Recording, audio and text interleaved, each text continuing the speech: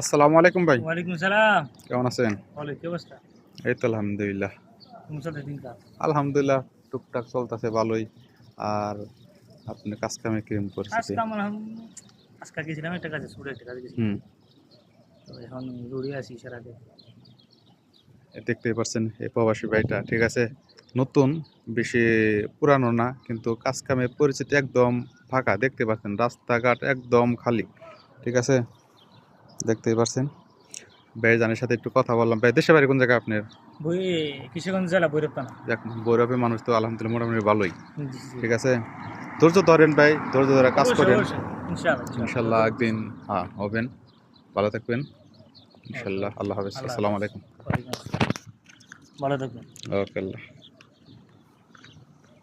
আমাদের মতো যারা ফ্রি বসে কাজ করে, বাইরে বসে কাজ কাম করে, ঠিক আছে, কিন্তু এখন সৌদি আরবের কাজ কাম একদম কম।